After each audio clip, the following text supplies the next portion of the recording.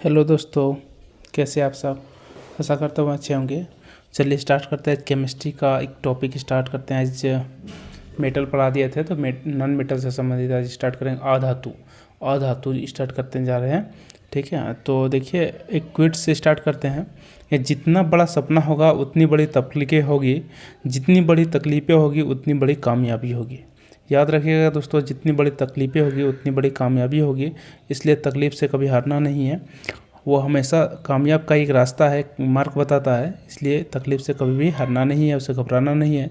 चलिए स्टार्ट करते हैं। अधातु। तो अधातु में क्या होता है, देखिए अधातु यानी कि नॉन मेटल। हम पढ़ चुके हैं आधुनिक आवर्त सारणी में कि नॉन मेटल की संख्या कितनी होती है। तो 22 को नॉन मेटल होता है, अधातु होता है। किसको अधातु कहते हैं, तो धातु का जितने भी प्रॉपर्टी बताए थे उसका जस्ट अपोजिट कर दीजिए तो आपको अधातु हो जाएगा। यानी कि जैसे बताए थे कि धातु में क्या होती है, चमक होती है, जबकि अधातु में क्या होगा, चमक नहीं होगा। धातु में क्या होता है कि तन्यता और आघातवर्तीयता का गुण होता है, अधातु में सबसे नहीं होता है। धातु अम्ल के साथ अभिक्रिया करके हाइड्रोजन गैस देता है, अधातु अम्ल के साथ अभिक्रिया नहीं करता है। तो इस प्रकार से मतलब धातु का जितना भी अपोजिट कर दीजिए तो क्या हो जाएगा, आपका अधातु हो जाएगा। ठीक है, इसलिए उसका कोई डिफिनेशन हमने लिखाए हैं कि धातु क्या होता है, विद्युत और ऊष्मा का क्या होता है, सुचालक होते हैं, जबकि अधातु क्या होता है, विद्युत और ऊष्मा के कुचालक होते हैं। लेकिन अपवाद में एक चीज़ हम लोग पढ़ेंगे, ग्रेफाइट जैसे देखे होंगे हम लोग, पेंसिल का जो नीब बना होता है, यानी कि नाखून पेंसिल का, यानी कि लकड़ी वाला जो पेंसिल होता है उसका जो नीब होता है, नाखून होता है, जिसमें हम लोग लिखते हैं काली स्याही, काली मतलब काला जो जैसे लिखते हैं काला अक्षर में, तो उसको बोलते हैं हम लोग ग्रेफाइट। यानी वो ग्रेफाइट का बना होता है। तो वह जो होता है विद्युत का सुचालक होता है। चूँकि वह एक आधातु है लेकिन विद्युत का वह सुचालक है, फिर भी वह क्या है, विद्युत का सुचालक है। तो क्वेश्चन पूछेगा कि एक ऐसा आधातु का नाम बताए जो विद्युत का सुचालक होता है, तो आंसर क्या हो जाएगा, ग्रेफाइट हो जाएगा। याद रखिएगा, आधातु 22 होता है, उसमें से 10 को ठोस होता है, एक द्रव होता है, वो कौन होता है, ब्रोमीन। क्वेश्चन ये पूछता है कि एक ऐसा आधातु का नाम बताइए जो कमरे के ताप पर द्रव अवस्था में पाया जाता है, तो आंसर क्या हो जाएगा, ब्रोमीन हो जाएगा। और 11 को जो होता है गैसीय अवस्था में पाए जाते हैं, 10 को ठोस अवस्था में, ये को द्रव अवस्था में ब्रोमीन, और 11 को गैसीय अवस्था में पाए जाते हैं। याद रखिएगा। नेक्स्ट हम लोग चलते हैं हाइड्रोजन। देखिए कुछ इंपॉर्टेंट्स जो अधातु है उसके बारे में हम लोग पढ़ने का प्रयास करेंगे। देखिए उसमें देखते हैं हम लोग हाइड्रोजन के बारे में। तो हाइड्रोजन क्या एक अधातु है, तो उसमें उसके क्या होता है, हाइड्रोजन के 3 समस्थानिक होता है। क्या क्या होता है, H11 होता है, H12 होता है, H13 होता है। H11 को सिंपली H कहते हैं हम लोग, उसको नाम होता है प्रोटियम। H12 को ड्यूटेरियम यानी कि D होता है उसको। ठीक है, H13 को ट्रिटियम यानी कि उसका संकेत क्या होता है, T होता है। याद रखिएगा। D2 के ऑक्साइड यानी कि ड्यूटेरियम के ऑक्साइड को क्या कहते हैं हम लोग, भारी जल कहते हैं। D2O को क्या कहते हैं, भारी जल कहते हैं, इसको बोलते हैं ड्यूटेरियम ऑक्साइड। सिंपल से H2O को हम लोग कहते हैं, हम लोग क्या इसको हाइड्रोजन ऑक्साइड कहते हैं। इस तरह से हम लोग D2O को क्या कहते हैं, हम ड्यूटेरियम ऑक्साइड उसको कहता है हार्ड वाटर यानी कि भारी जल कहते हैं। याद रखिएगा। उसका खोज 1932 ईस्वी में किया गया था, यूरे और वासवर्न ने उसका खोज किया था। इसको भी आप लोग याद रखिएगा। नेक्स्ट हम लोग चलते हैं कि देखिए सॉफ्ट वाटर और हार्ड वाटर में अंतर क्या होते हैं, उसके बारे में उसका डेफिनेशन के साथ उसको पढ़ने का प्रयास करेंगे। तो सॉफ्ट वाटर और एक होता है हार्ड वाटर, यानी जिसको बोलते हैं मृदु जल, और एक होता है कठोर जल। तो मृदु जल किसे कहते हैं, कि जो जल साबुन के साथ आसानी से झाग उत्पन्न कर देता है। झाग मतलब होता है फैन उत्पन्न कर देता है। यदि हम क्या करेंगे, साबुन को यदि हम जो जल में के साथ आसानी से झाग उत्पन्न कर देगा, यानी कि जल्दी से फैन बना देगा, तो उसको बोलेंगे मृदु जल। और जो जल्दी आसानी से जो झाग उत्पन्न नहीं करेगा तो उसको बोलेंगे हम लोग क्या, कठोर जल यानी कि हार्ड वाटर बोलेंगे। ठीक है, तो आखिर जल में कठोरता कहाँ से आ जाती है ये, तो देखिए जल की जो कठोरता होती है वह अस्थायी, देखिए 2 कठोरता होती है, एक अस्थायी कठोरता और एक होता है अस्थायी कठोरता। लेकिन अस्थायी कठोरता जिसको बोलते हैं हम लोग टेम्प्रोरी हार्डनेस, और एक होता है परमानेंट हार्डनेस। तो टेम्प्रोरी हार्डनेस जो होता है, यानी कि अस्थायी कठोरता जो होती है, तो क्या होता है कि देखिए जब जल में कठोरता उबालने से क्या होता है, कठोरता यदि दूर हो जाएगा तो उसको बोलेंगे हम लोग क्या, अस्थायी कठोरता। जैसे जल का जैसे मान लो कठोरता ज़्यादा है, उसको क्या कर देंगे, उसको उबाल देंगे, तो उबालने के बाद क्या हो जाएगा, वो कठोरता दूर हो जाएगा, तो उसको बोलेंगे अस्थायी कठोरता। और यदि उबालेंगे और यदि कठोरता दूर नहीं हुआ तो उसको बोलेंगे कि हम लोग अस्थायी कठोरता। ठीक है, तो जल में जो अस्थायी कठोरता है वो किस कारण से होता है, कैल्शियम और मैग्नीशियम के बाइकार्बोनेट के घुलने के कारण से होता है। कैल्शियम और मैग्नीशियम के बाइकार्बोनेट घुले रहने के कारण से अस्थायी कठोरता आती है जल में। और जल का अस्थायी कठोरता यानी कि परमानेंट हार्डनेस किस कारण से होती है, तो कैल्शियम और मैग्नीशियम के सल्फेट भी रह सकता है, क्लोराइड भी रह सकता है, नाइट्रेट भी रह सकता है। तो उसके घुलने के कारण से क्या होती है, जल में अस्थायी कठोरता आती है। तो इसको दोनों को याद रखिएगा, बाइकार्बोनेट के घुलने के कारण से अस्थायी कठोरता, ठीक है, तो उसको गर्म करने से क्या हो जाएगा, वो हट जाएगा। लेकिन जिसको उबालने से जिसकी जल की कठोरता दूर नहीं होती है तो उसको बोलेंगे हम लोग क्या, हार्ड वाटर, है ना, यानी कि उसको बोलेंगे हम लोग क्या, उसको बोलते हैं हम लोग क्या, अस्थायी कठोरता, ठीक है, जल की अस्थायी कठोरता। तो जल की अस्थायी कठोरता किस कारण से होती है, सल्फेट, क्लोराइड या नाइट्रेट के कारण से होती है, याद रखिएगा। देखिए हटाने की विधि, यदि मान के चलिए कि अस्थायी कठोरता है जल में और उसको हटाना है तो क्या करेंगे हम लोग, बुझा हुआ चूना या फिर दूधिया चूना यदि मिला देंगे जल में तो क्या हो जाएगा, हट जाएगा, ठीक है। और यदि मान के चलिए परमानेंट हार्डनेस है, ठीक है, यानी कि अस्थायी कठोरता है, उसको हटाने के लिए क्या मिलाएंगे, KCl मिलाएंगे, यानी कि पोटेशियम क्लोराइड मिलाएंगे, ठीक है, पोटेशियम क्लोराइड मिलाएंगे। तो दोनों को आप लोग याद रखिएगा, एक हो गया अस्थायी कठोरता, एक हो गया अस्थायी कठोरता। अस्थायी कठोरता उबालने से दूर हो जाता है, अस्थायी कठोरता क्या होती है, उबालने से दूर नहीं होता है। अस्थायी कठोरता क्या होता है, बाइकार्बोनेट के घुलने से कारण से होती है। अस्थायी कठोरता में क्या होता है, सल्फेट क्लोराइड के घुलने के कारण से होती है। उसको हटाने के लिए यानी कि अस्थायी कठोरता को हटाने के लिए बुझा हुआ चूना या फिर दूधिया चूना मिलाते हैं। और अस्थायी कठोरता को हटाने के लिए क्या मिलाते हैं, पोटेशियम क्लोराइड यानी कि KCl मिलाते हैं, याद रखिएगा। नेक्स्ट देखिए कि अस्थायी और अस्थायी दोनों प्रकार की यदि कठोरता को हटाना है तो उसके लिए क्या करते हैं हम लोग, सोडियम कार्बोनेट को मिलाते हैं, याद करिएगा। यानी क्वेश्चन पूछेगा कि अस्थायी और अस्थायी दोनों प्रकार की कठोरता को दूर करने के लिए हम लोग क्या मिला सकते हैं, सोडियम कार्बोनेट का मिला सकते हैं, ठीक है, सोडियम कार्बोनेट मिला सकते हैं, Na2CO3 मिला सकते हैं।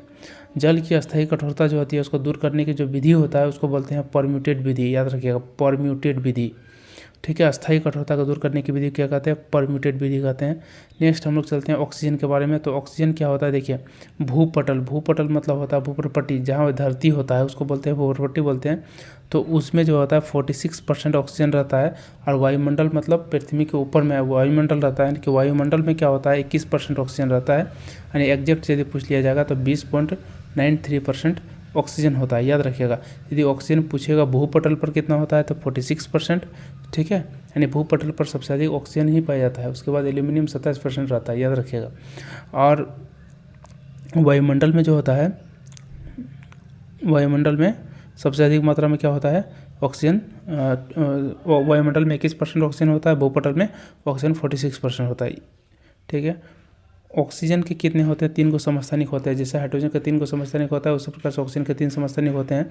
क्या होता है, O8 16, O8 17, O8 18, ठीक है, 3 को समस्थानिक होता है, इसको याद रखिएगा। यदि क्वेश्चन एग्जाम में पूछ लेगा ऑक्सीजन के कितने समस्थानिक, 3 को, हाइड्रोजन के कितने समस्थानिक, 3 ठो, ठीक है।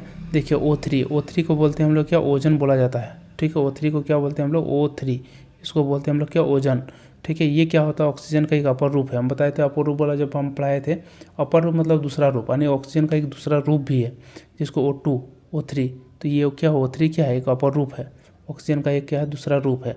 ये कहाँ पाया जाता है, समुद्र तल से 32 से 60 किलोमीटर में इसकी सांद्रता क्या होती है, अधिक पाया जाता है, किसका, ओजन का। तो कौन सा मंडल में पाया जाता है, याद रखिएगा, समताप मंडल में ओजन पाया जाता है। यानी ओजन का एक परत ही रहता है, एक लेयर रहता है, ठीक है। 32 से 60 किलोमीटर के बीच में ओजन परत पाया जाता है। और ये क्या होता है, समताप मंडल में पाया जाता है। इसका काम क्या है, सूर्य से आने वाली पराबैंगनी किरण, यानी जिसको बोलते हैं अल्ट्रावायलेट रे, तो उसको क्या होता है, पृथ्वी तक आने से बचाती हैं, क्योंकि वो बहुत क्या होता है, डेंजर होता है। वो जब मनुष्य के शरीर के त्वचा में पड़ता है तो वो कैंसर जैसे विषैले बीमारी उत्पन्न कर सकता है, ठीक है। तो ये क्या करेगा कि इसको आने से क्या होता है, बचाता है, याद रखिएगा। नेक्स्ट हम लोग चलते हैं सल्फर के बारे में। तो सल्फर क्या होता है, सल्फर देखिए, सल्फर के बारे में याद रखना, ऑयल ऑफ विट्रियल, ये लास्ट वीडियो में हम बताए थे। ऑयल ऑफ विट्रियल का फॉर्मूला क्या होता है, सल्फ्यूरिक एसिड होता है, जिसको H2SO4 कहते हैं। सांद्र H2SO4 की शुद्धता पूछा हुआ, प्योरिटी कितना होता है, 98% शुद्ध होता है। H2SO4 जो होता है, सांद्र H2SO4, उसकी शुद्धता कितना होता है, 98% शुद्ध होता है। उसका नॉर्मलिटी जो होता है 18 m होता है, 18 m, उसके m क्या सूचित करने का तरीका है, 18 m होता है, इसको याद रखिएगा। नेक्स्ट हम लोग चलते हैं नाइट्रोजन के बारे में। नाइट्रोजन जो होता है वायुमंडल में कितनी पाई जाती है, याद रखिएगा, 78% नाइट्रोजन पाई जाती है, ठीक है। और लाफिंग गैस का फॉर्मूला होता है N2O, जिसको बोलते हैं हम लोग नाइट्रस ऑक्साइड, याद रखिएगा, नाइट्रस ऑक्साइड, जिसका फॉर्मूला होता है N2O, नाइट्रस ऑक्साइड, ठीक है। और देखिए और नाइट्रोजन से क्या होता है, देखिए अमोनिया, अमोनिया का फॉर्मूला क्या होता है, तो अमोनिया का फॉर्मूला होता है NH3, याद रखिएगा। इसका जो निर्माण करने की जो विधि है इसको बोलते हैं हेबर विधि। हेबर प्रोसेस के द्वारा अमोनिया को तैयार किया जाता है लैब में, ठीक है। इसको कौन से प्रोसेस द्वारा तैयार किया जाता है, हेबर विधि द्वारा। हेबर विधि द्वारा अमोनिया को तैयार किया जाता है।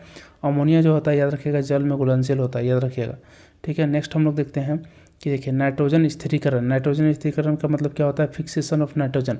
ये क्या होता है, तो जब हम लोग वायुमंडलीय नाइट्रोजन को जब हम लोग क्या करेंगे, वायुमंडल में जो नाइट्रोजन होता है तो उसको जब अमोनिया या फिर अन्य नाइट्रोजन यौगिक में जब बदला जाता है तो उस प्रोसेस को कहते हैं हम लोग के नाइट्रोजन स्थिरीकरण। नाइट्रोजन स्थिरीकरण क्या होता है, वायुमंडलीय नाइट्रोजन को अमोनिया या फिर अन्य नाइट्रोजन यौगिकों में बदला जाता है तो इस प्रोसेस को कहते हैं नाइट्रोजन स्थिरीकरण कहते हैं।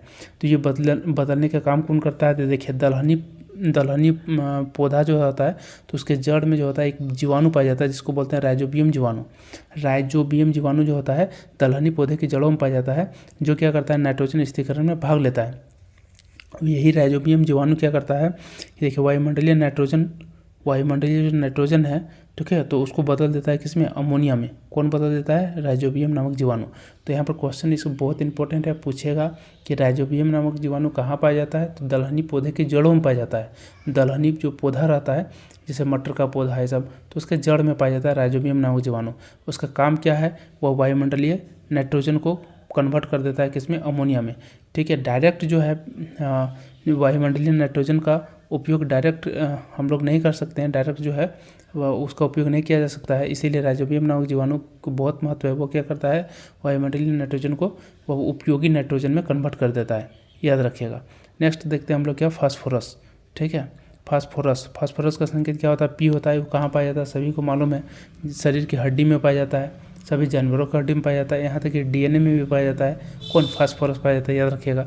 फास्फोरस का भी अपर रूप होता है, 3 गो अपर रूप होता है। कौन कौन सा, एक श्वेत फास्फोरस होता है, एक रेड फास्फोरस होता है और एक काला फास्फोरस होता है, याद रखिएगा। ये तीनों में से सबसे ज़्यादा जो क्रियाशील यदि पूछेगा यानी रिएक्टिव सबसे ज़्यादा कौन होता है, श्वेत फास्फोरस होता है सबसे ज़्यादा।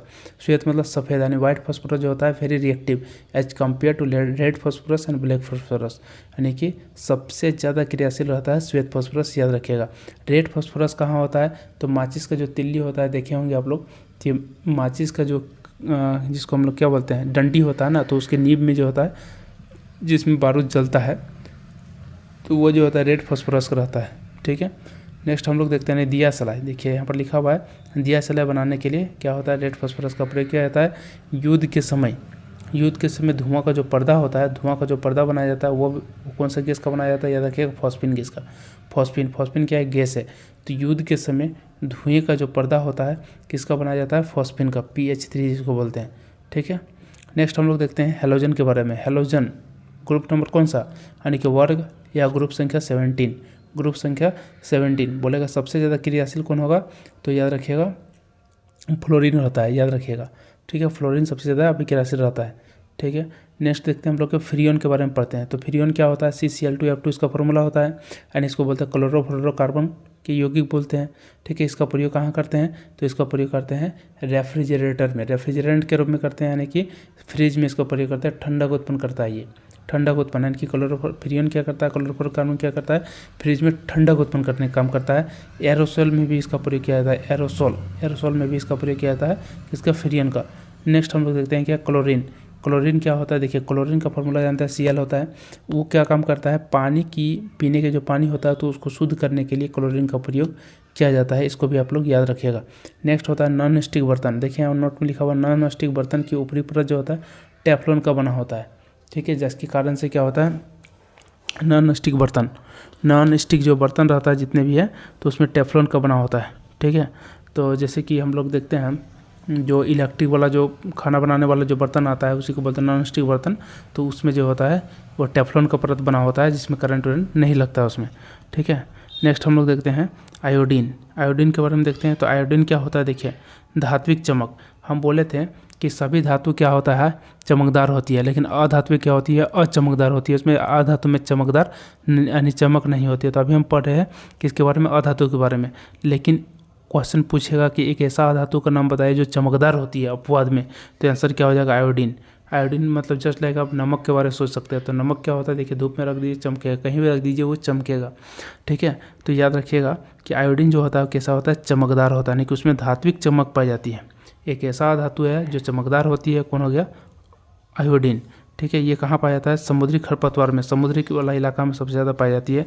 ये ठोस अवस्था में पाई जाती है, ठीक है। और आयोडीनीकृत नमक, आयोडीनीकृत जो नमक होता है, आयोडाइज जो नमक होता है, वो किस रूप में पाया जाता है, याद रखना, के यानी पोटेशियम आयोडाइड के रूप में दिया जाता है। यदि आयोडाइज नमक जो है किस रूप में दिया जाता है, के यानी पोटेशियम आयोडाइड के रूप में दिया जाता है, ठीक है। नेक्स्ट हम लोग देखते हैं अनइफेक्ट के बारे में थोड़ा पढ़ लेते हैं अधातु से संबंधित।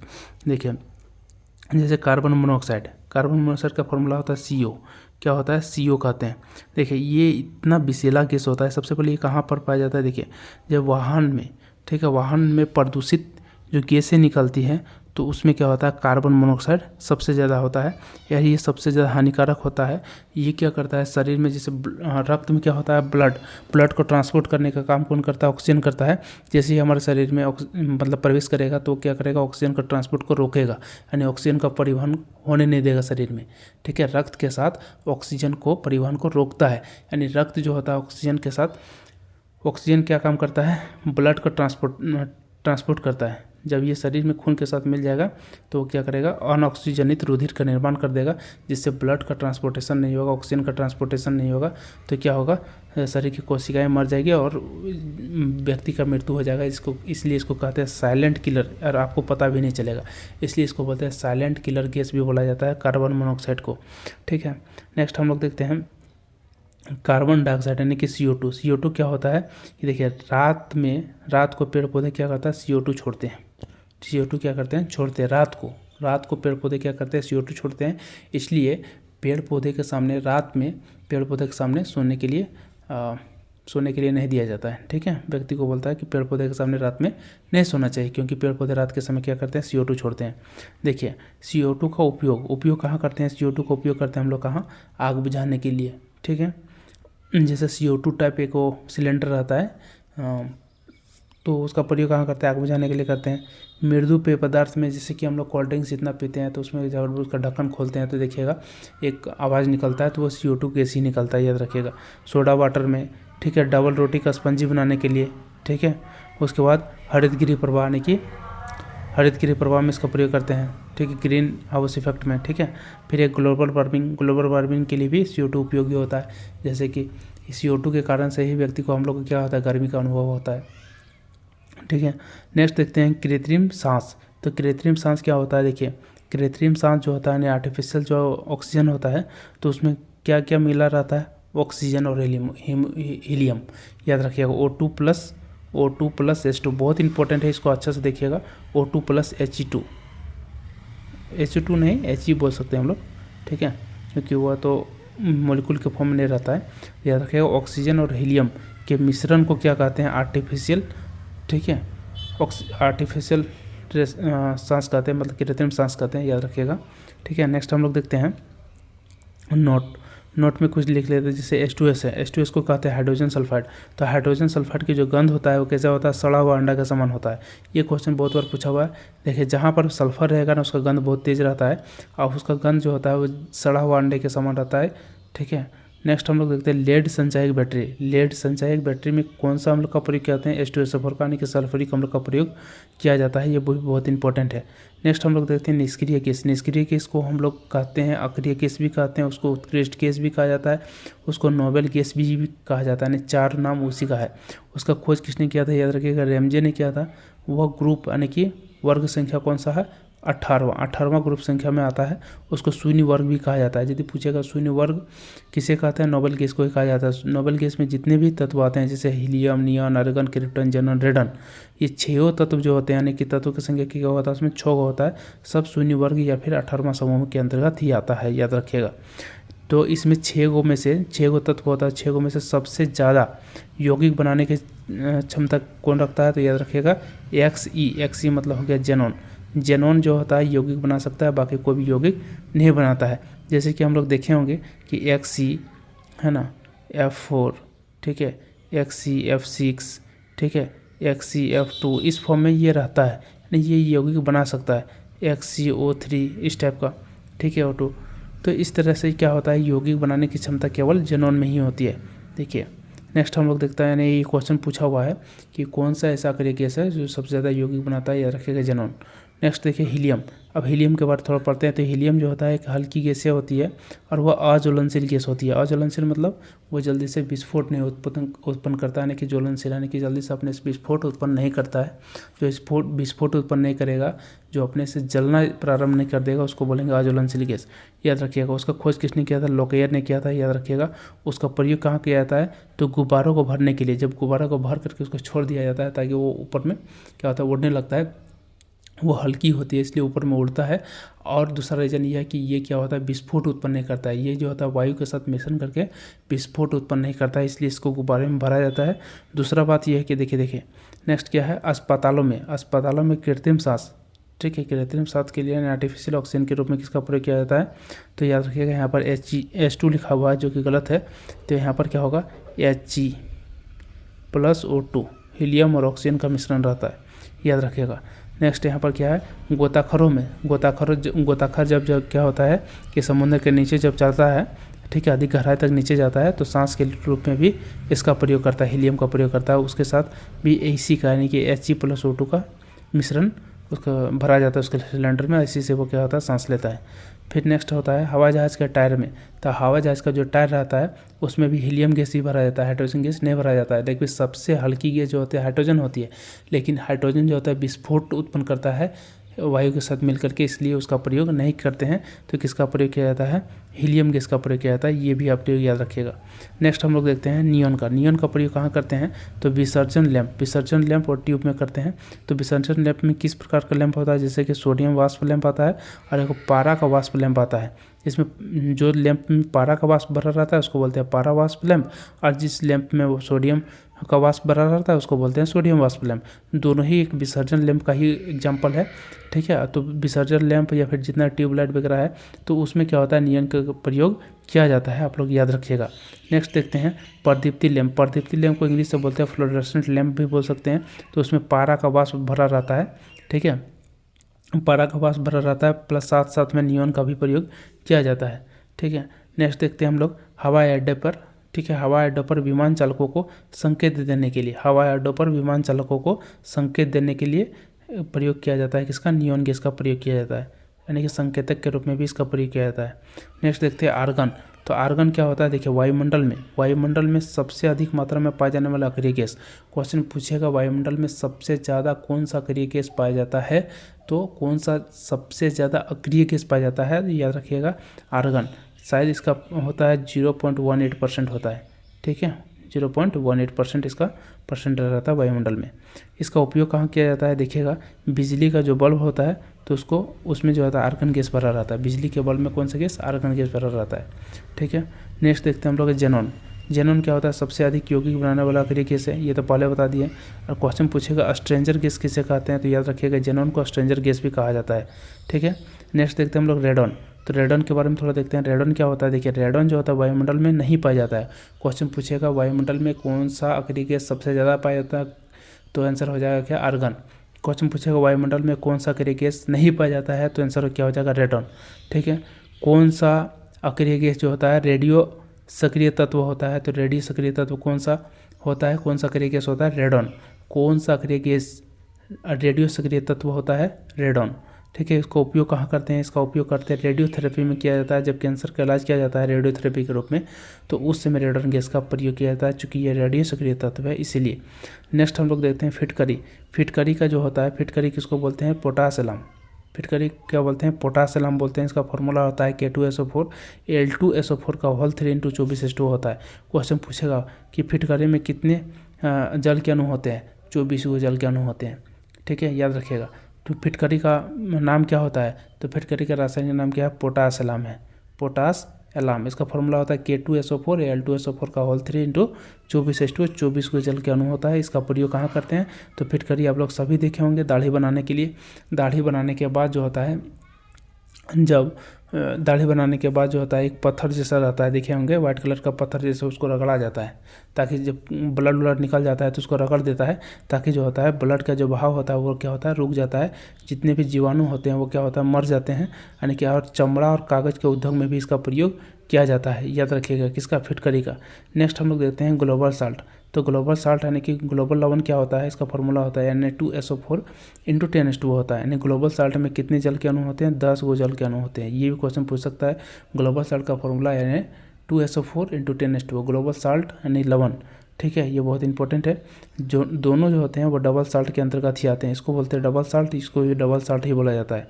एक सिंपल साल्ट होता है और एक डबल साल्ट होता है। ये डबल साल्ट में यानी जो जिसका फॉर्मूला थोड़ा लंबा रहता है, जो जटिल रहता है, उसको डबल साल्ट बोला जाता है, ठीक है। तो ये भी क्या है, डबल साल्ट है, ये भी डबल साल्ट है, ठीक है। हाइड्रोजन पर ऑक्साइड, हाइड्रोजन पर ऑक्साइड का फॉर्मूला होता है H2O2। हाइड्रोजन ऑक्साइड का फॉर्मूला होता है H2O, लेकिन यहाँ पर है हाइड्रोजन पर ऑक्साइड, तो हाइड्रोजन पर ऑक्साइड का फॉर्मूला क्या हो जाएगा, H2O2, याद रखिएगा, ठीक है। तो ये अधातु से संबंधित जितने भी प्रश्न बन रहे थे उसको हम लोग देख लिए इस वीडियो में। तो अधातु कंप्लीट हो चुका है। अब छोटा छोटा टॉपिक बचा हुआ है, हद से ज़्यादा हम लोग 2 से 3 वीडियो में कंप्लीट कर देंगे केमिस्ट्री को। और आप लोग पूरा अच्छे से मन लगा कर तैयारी कीजिए। ये LP का अभी वैकेंसी आया है, ठीक है, फिर टेक्नीशियन का आने वाला है, तो अच्छे से पढ़ाई कीजिए।